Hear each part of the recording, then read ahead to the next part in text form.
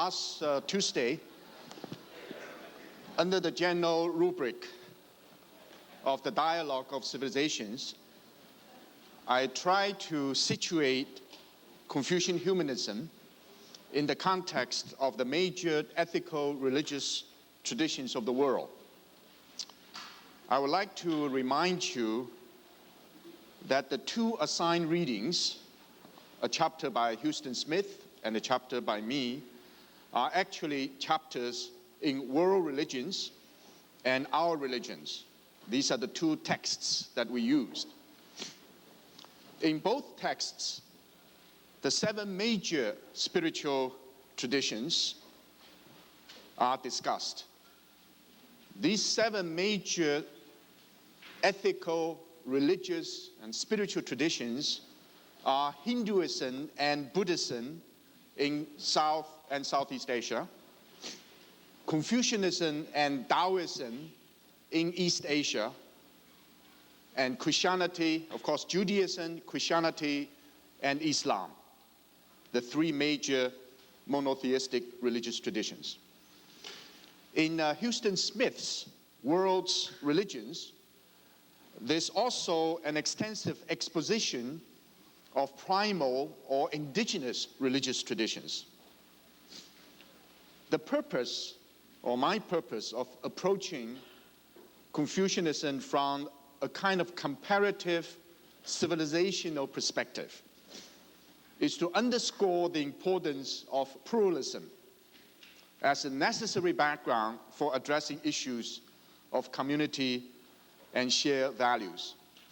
My own preference is clear here. Why exclusivism and inclusivism are not adopted as my approach. If I were to adopt an exclusive or a form of exclusivism in reference to the Confucian tradition, then I would simply advocate that some of the major beliefs of the Confucian tradition are so evidently true that people of any faith communities, whether Christians, Buddhists, and so forth, will have to be able to see that's evidently true. It's more of a closed system. That which I cherish as most valuable things ought to be universalizable. Even though that position is very pervasive, if I'm committed to the Buddhist tradition, if I'm a Christian, if I'm a Muslim, of course I believe there is eternal truth in what I believe. I'm not arguing against that position at all. However, I'm arguing that if a Muslim, a Christian, a Buddhist, or a Confucian is involved in the world in which quite a number of people, including your neighbors, including your respective friends, believe in something which turned out to be radically different, how will you be able to communicate, not just at a superficial level of tolerance, but in terms of mutual benefit? Why inclusivism is also problematical. Inclusivism presupposes that a tradition is so all-embracing that all the truths of the world can be accommodated. That's a very noble and I think a good idea.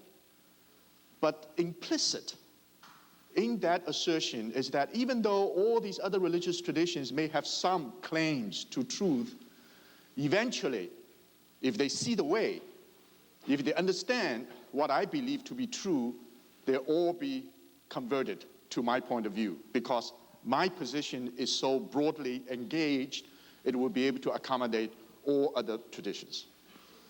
Even though it's a noble idea, it may work in some context, but in a highly complex, pluralistic world, it is premature for any religious tradition in the world today to claim ultimate truth at the expense of other traditions.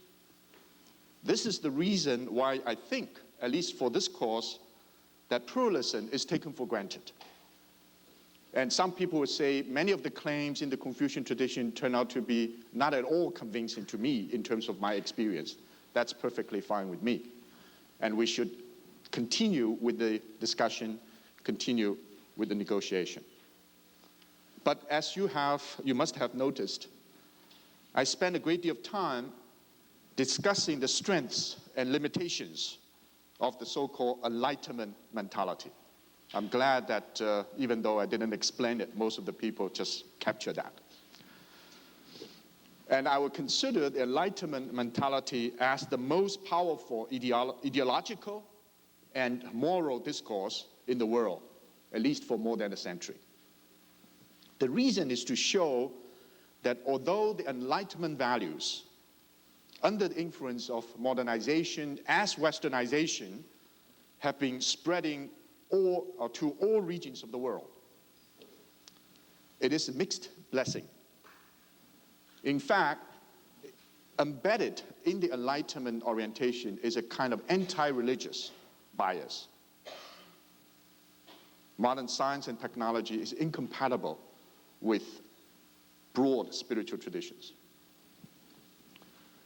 Furthermore, the current crisis of the human condition, specifically the deterioration of the environment and the disintegration of the community at all levels, cannot be resolved by the Enlightenment mentality alone. So my claim, which is a little bit grandiose, I'm quite aware of that, all the spiritual traditions of our imagined global community will have to be mobilized to deal with this situation. We have many, many choices, but these are critical choices. Confucian humanism is therefore one of the ethical traditions that can help us to rethink the Enlightenment project and hopefully to broaden it and enrich it so that it can be truly universal as a kind of global ethic. However, there is a paradox, meaning there's a contradiction, superficial contradiction, but if you analyze it, it's not a contradiction. The truth lies beyond that contradiction. That is, if Confucian humanism is going to perform the task of trying to enrich and deepen, broaden our understanding of cherished Enlightenment values, such as liberty, equality, rationality, human rights, and due process of law. Throughout this course, I'm going to continue repeating on some of these issues because the more we look at them from different angles, the more we have more sophisticated understanding of the complexity of these ideas. The authoritarian, paternalistic, and male-oriented features of Confucian political ideology are not at all compatible with modern consciousness. I'm the first one to admit these are problems for anyone who wants to take the Confucian tradition seriously, not just a historical phenomenon, not as a specific cultural manifestation somewhere in the distant past and somewhere far away from us. Is it possible to criticize these features of the Confucian tradition that are incompatible with our sense of modern consciousness and characterizing them as un-Confucian in terms of an internal criticism? Is it possible for us to say authoritarianism is not only incompatible with modern consciousness, it is not Confucian?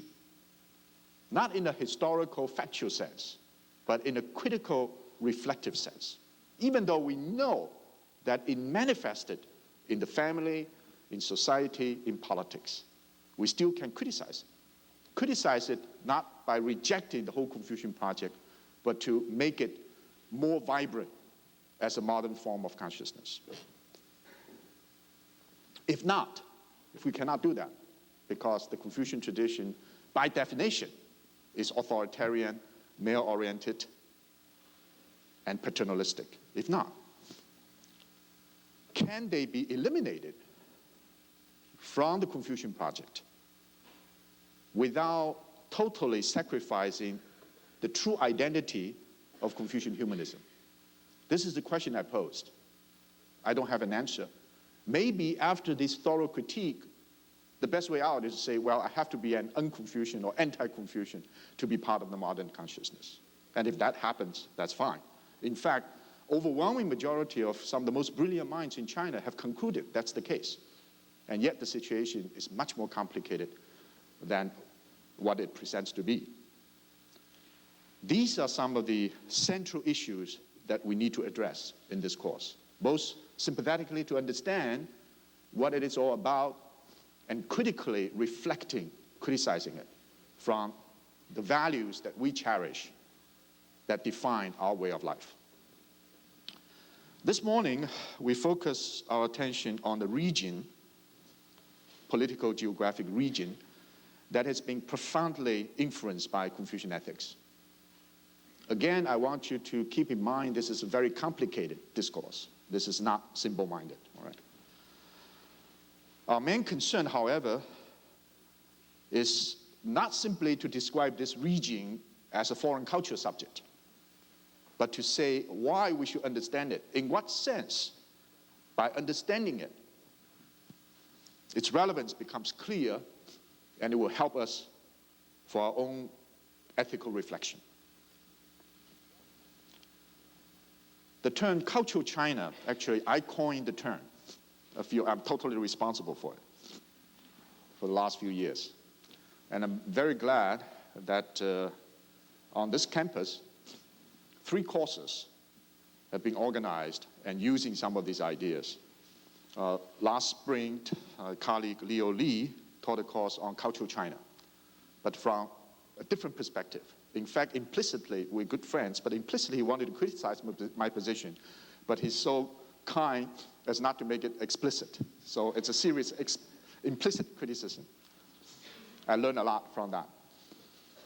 And our colleague in the history department, Phil Kuhn, is now organizing a course originally called Chinese in the Diaspora, but now it is simply characterized as the Chinese emigration, Chinese who left China.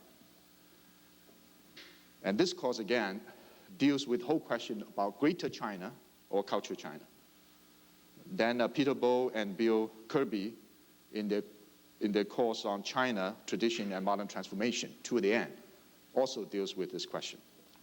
So the book that I edited and listed to the end, The Living Tree, Changing Meaning of Being Chinese Today, which was originally published as a special issue of the official journal of the American Academy of Arts and Sciences, but now it's available through Stanford University Press, is being used by all these 3 courses, but it's not assigned for our purpose here.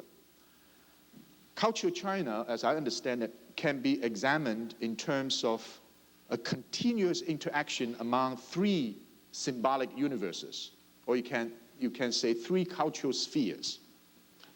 The first consists of mainland China, Taiwan, Hong Kong, and Singapore. That is, the societies populated predominantly by cultural and ethnic Chinese. The second consists of Chinese communities throughout the world, including a politically significant minority in Malaysia, probably 28 to 30%, which is quite extensive, maybe 10% in Thailand, and of course, numerically negligible minority in North America, either in the United States or in Canada, way below 1%.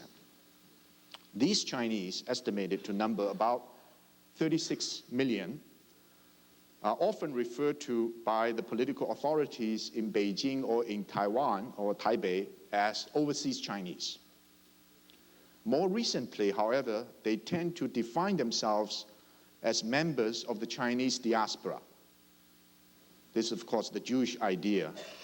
The diaspora, meaning the seeds that scatter around the world, meaning those who have settled in scattered communities of Chinese far away from their ancestral homeland. In fact, many of them do not consider themselves 中国人, which means Chinese, but linked to the polity of either Beijing or Taipei. But they consider them Huaren, which means Chinese, people of Chinese origins. I'm sorry to use these 2 Chinese terms because both are referred to in English as Chinese. But for the Chinese who know the Chinese language, they make a distinction. Overseas Chinese or Chinese who are citizens of the People's Republic of China or Taiwan, the Republic of China. Why ethnically speaking, the Han Chinese, H-A-N, the Han Chinese constitute an overwhelming majority in each of these four areas in the so-called first symbolic universe. Communities of the Chinese diaspora, with the exception of Malaysia already mentioned, rarely have a population exceeding 3%. So for you to imagine that, it's a fascinating phenomenon. For the Chinese in mainland China, Taiwan, Hong Kong, Singapore, they interact primarily with Chinese. It's difficult to see foreigners with such huge population. Whereas Chinese who scatter all around the world, 36 million, they see all foreigners because they constitute a very tiny minority.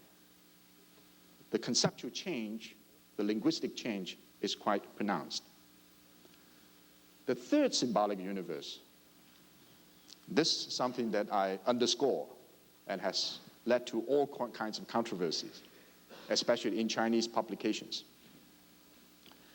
The third symbolic universe consists of individuals, such as students, scholars, teachers, journalists, industrialists, traders, entrepreneurs, writers, maybe even government officials, who try to understand China intellectually and bring their conceptions of China to their own linguistic communities. In other words, an increasing number of people who are connected with China, neither by birth nor necessarily by marriage, and many of them never want to learn Chinese language, and yet they're involved in understanding, in interpreting.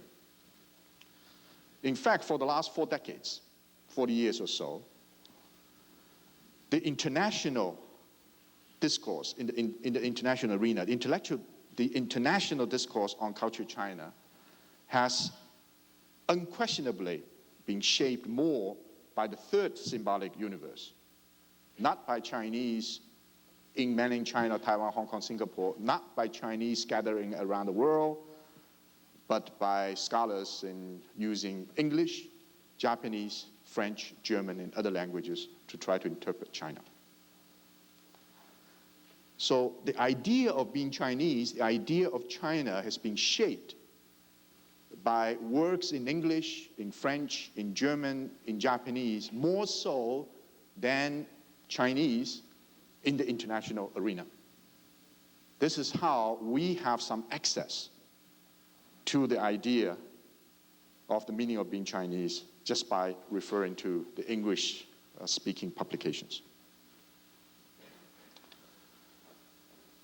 Now, we see a great deal of dynamic interchange among these three symbolic universes now.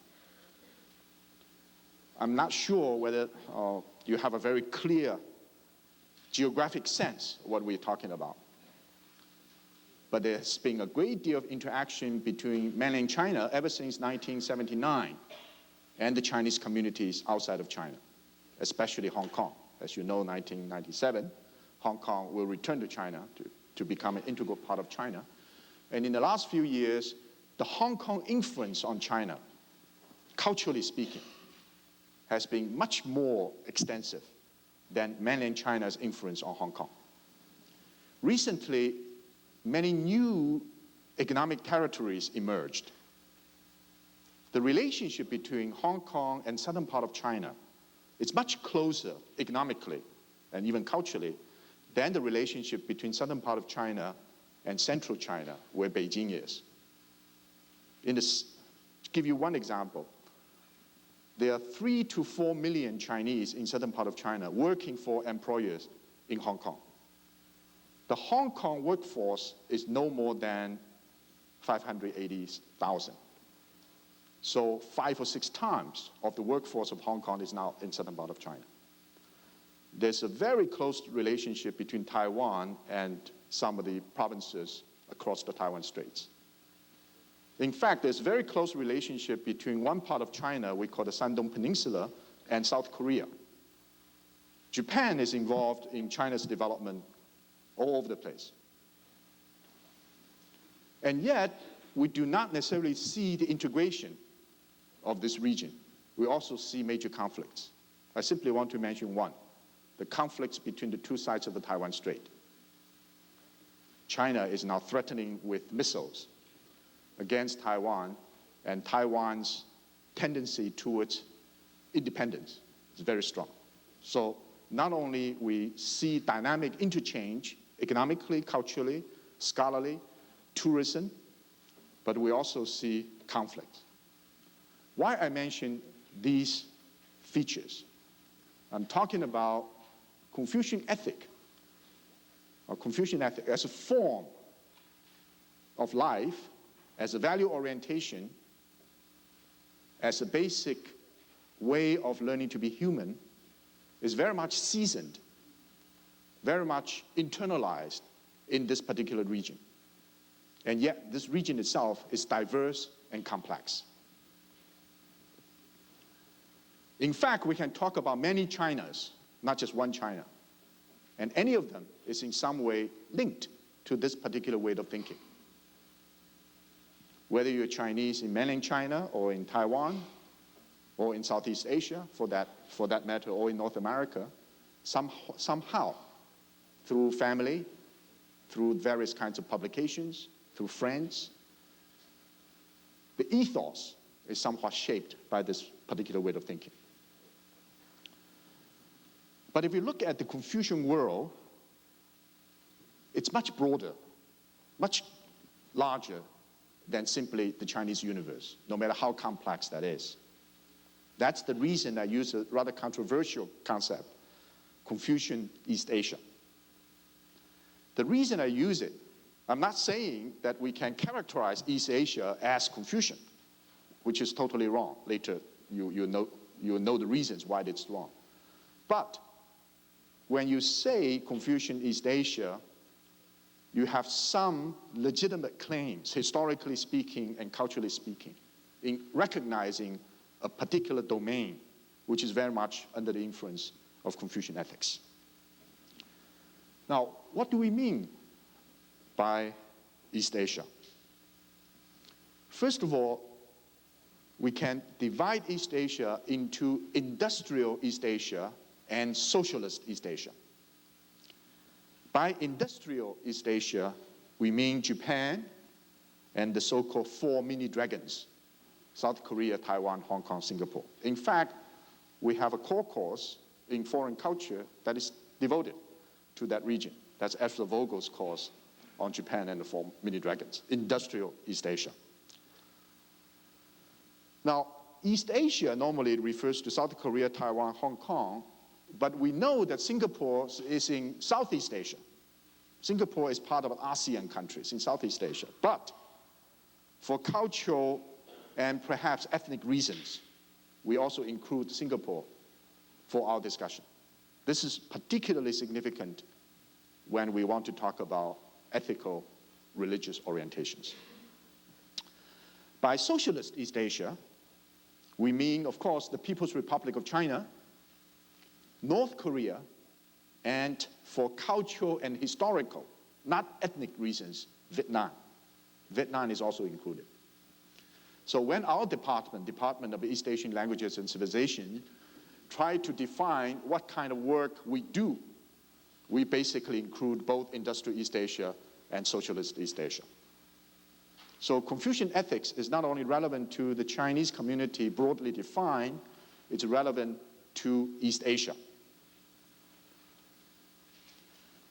The gentleman who actually helped us to think through this issue is Professor Reischauer. He was the American ambassador to Japan for a number of years, but also he was a professor of Chinese and Japanese civilization in our department. And he published an article in 1972 in Foreign Affairs, and the article is entitled The Cynic World, C-I-N-I-C, The Cynic World in Perspective. He looked at this whole area as part of the cynic world. First of all, it's important to remember that the Sinic world, if we talk about the whole area of East Asia, is noted for religious pluralism. It's not Confucian, it's not Buddhist, it's not Taoist, it's all of them. The presence of Mahayana Buddhism, one form of Buddhism, you have the Theravada, but Mahayana Buddhism, called the Buddhism of the Great Vehicle. The Buddhism of Great Vehicle,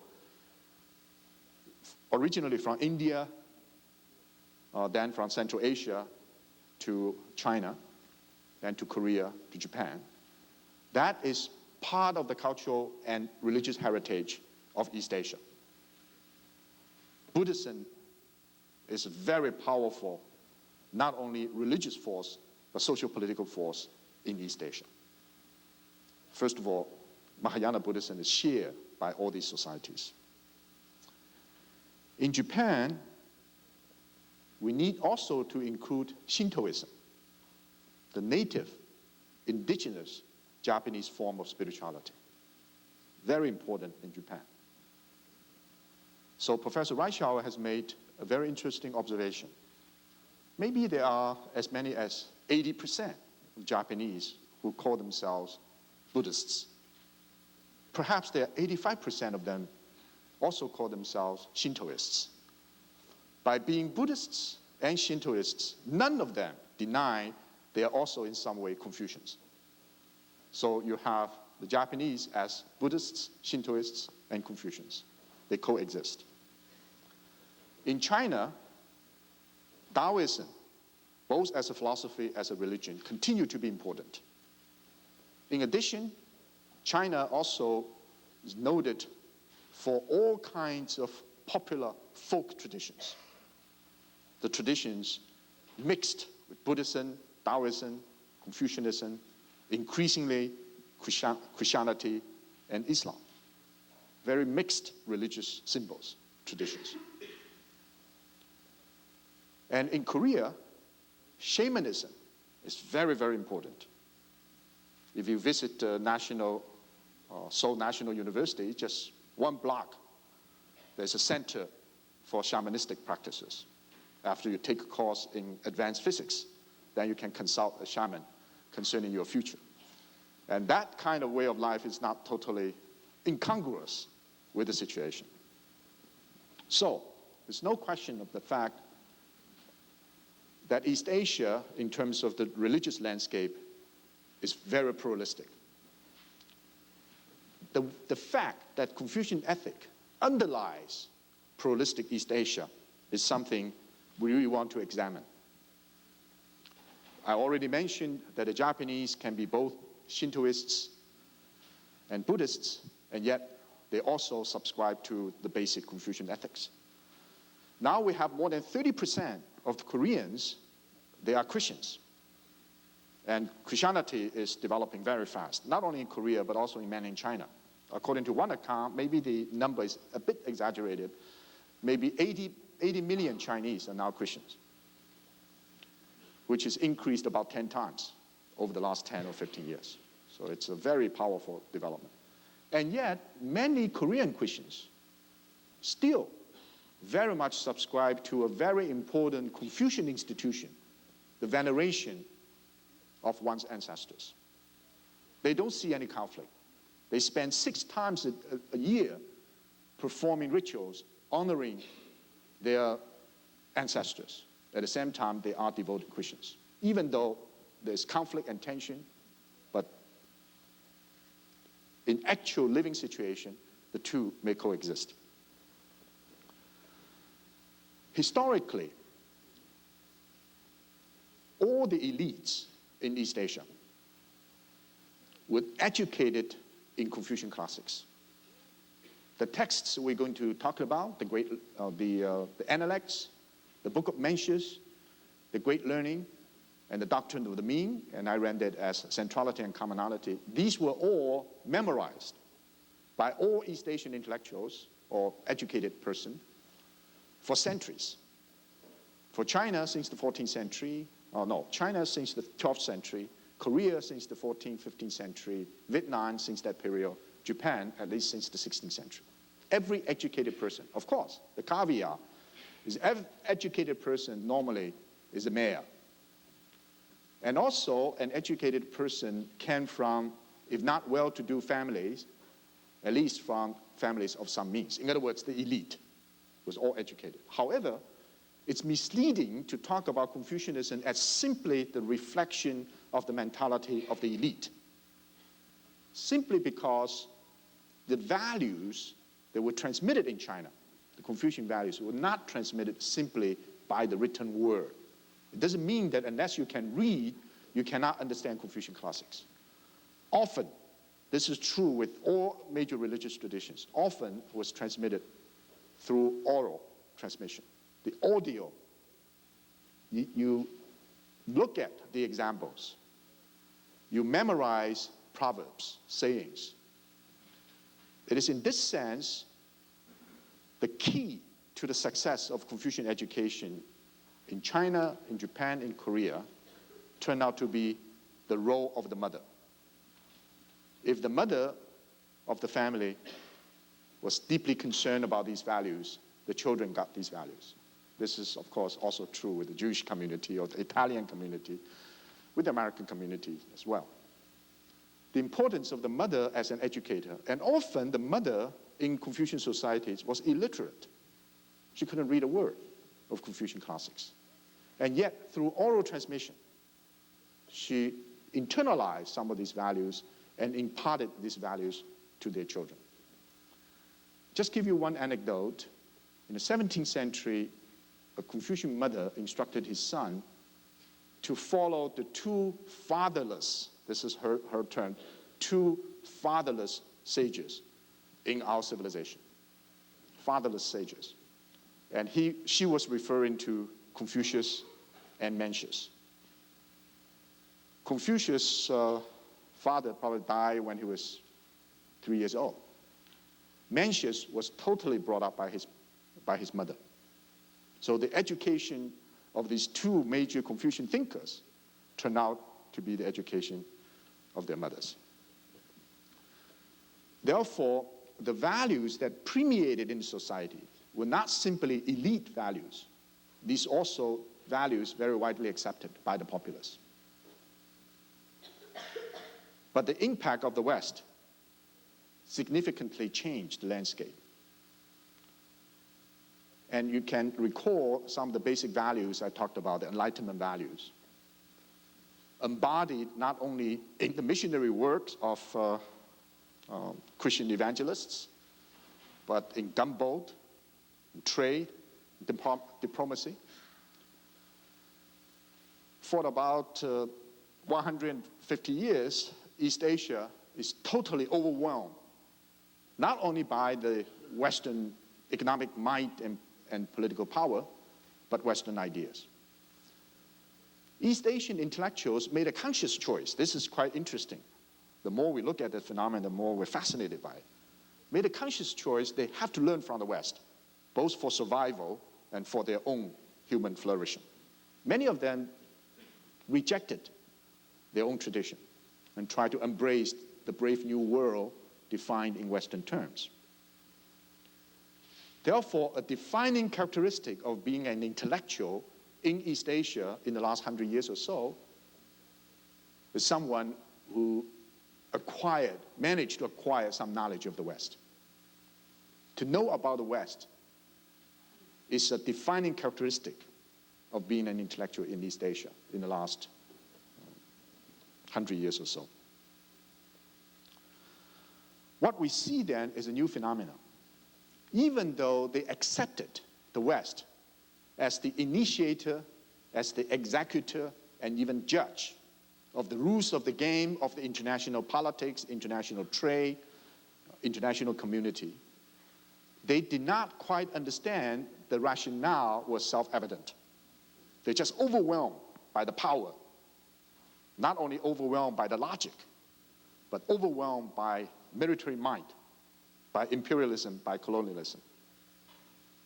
So there's a gap between what they accepted as something they have to do to learn from the West and what they were totally convinced that the Western way of life is the only way of life that is meaningful, So you have this split of consciousness within the Chinese, Japanese, and Korean intellectual communities. Many of them still cherish the values in terms of their indigenous traditions. And yet they knew they have to learn from the West in order to survive. This mentality, kind of love-hate relationship, is very pervasive throughout the non-Western world. Even when we look at our own societies, the Native Americans, the Hawaiians, many other communities, Asian communities, the Afro-American communities, all are troubled by this same situation. Cherish these values and these ideas, but at the same time, very unhappy about the imperialistic, the domination, the colonization. Almost like the soul is being polluted, even though our body responds quite positively to some of these things, out of no choice. Now, for the last 100 years or so, East Asian intellectuals have been devoted students of Western learning. If we look at the Japanese case, they began learning about the West by involving themselves, of course a small number of people, but the impact turned out to be very extensive, in Dutch learning. They call Langaku, Dutch learning. There was a small island, Dejima, outside of Nagasaki, where some of the Dutch traders, even Dutch scholars, resided. And Japanese intellectuals went all the way to there to study from these science and technology. So the Dutch learning was very important. Now, in addition to Dutch learning, they then involved themselves in French learning, British learning, German learning, and in the last 40 years, American learning. Now, they've been very much seasoned in Western learning, and yet they have not totally lost their indigenous resources. So the strength of East Asia, as it re-emerged as a major power in the world in the last 40 years or so, is that they've seasoned the Western know-how. At the same time, they can mobilize their own indigenous resources. Now, in purely economic terms, they know their competitors, and they have resources their competitors do not know. In the last 40 years or so, this region, all under the influence of Confucian ethics, emerged as the most powerful challenge to the dominant ideology of the West. Just look at the American situation, a couple of examples.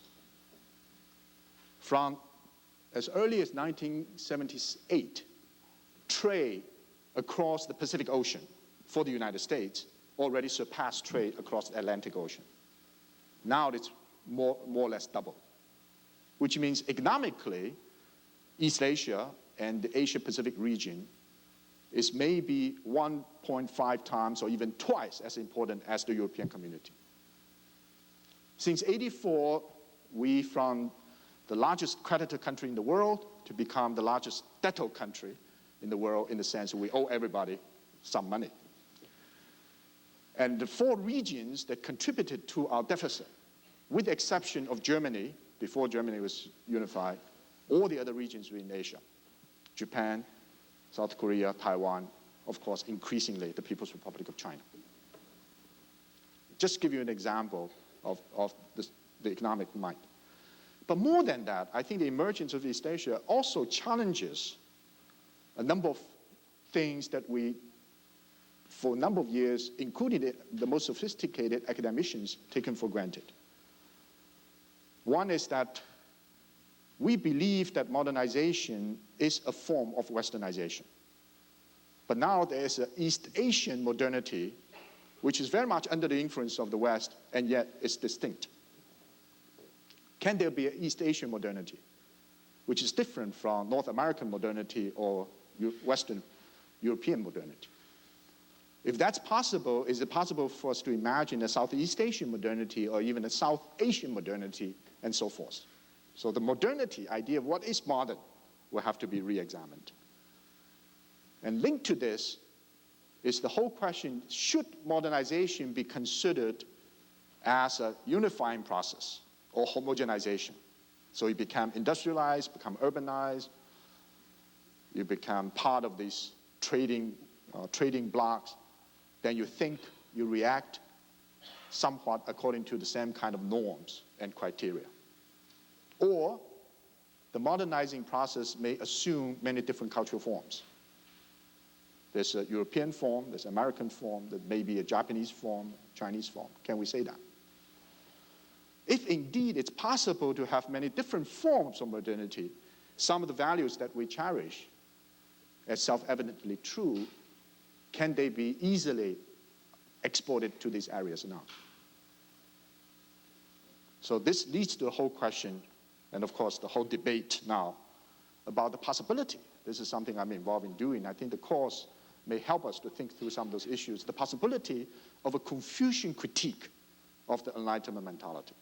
I'm saying that Enlightenment critique of the Confucian tradition has been going on for more than a century. Some of the best Chinese, Japanese, Korean minds have been involved in doing that, criticize the Confucian tradition as authoritarian, male-oriented, feudalistic, backward, not relevant to us because liberty, equality, human rights, rationality, democracy, and so forth. But can we turn around? This is with a certain exercise of imagination as well, and critique these values that we cherish from the Confucian perspective. May be possible, may not be. This is the reason for a very controversial situation, internationally controversial situation, we call the whole question of Asian values. I'm really quite saddened, maybe even frustrated, by the level of discourse in the international community concerning Asian values. The liberal press in the United States is very critical of Asian values. They just assume these Asian values are actually engendered by Asian leaders simply to be authoritarian. So the idea say, we don't need human rights because our society is a Confucian society, so we can oppress our people any way we see fit. What we need to do is to gain economically, so people don't have to worry about human rights. Now, the liberal critique of human rights, for example, in Singapore, it's not that the criticism is not persuasive. In some ways, I think very persuasive. But the spike, the kind of contemptuousness in the tone of the criticism. Well, a tiny country with 2.5 million people under the dictator of someone, what can you teach us? You know, the flogging of one of the American youth, and so forth. And the Singapore intellectuals, some of them very critical of their government's position, were angered by the kind of contemptuousness on the part of the liberal press in the West, and responded with anger. Look at your society: crime, drug, racial tension, homeless. How can you teach us? We don't have these problems in our society. That level of discussion is so low and so unhelpful, and it's not a dialogue. It's just a shouting match. And this is the reason I think it's important for us to think through some of these issues and try, hopefully, in developing our own sense of what this is all about, we'll be able to raise the level of discussion at least to a higher level of sophistication. Thank you.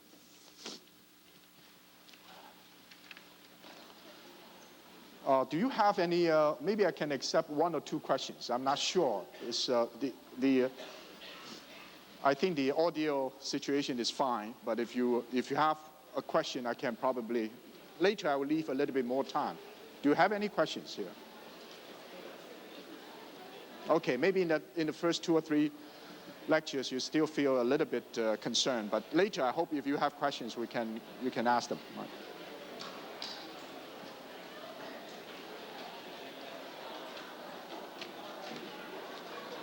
Could you please sign on my study card?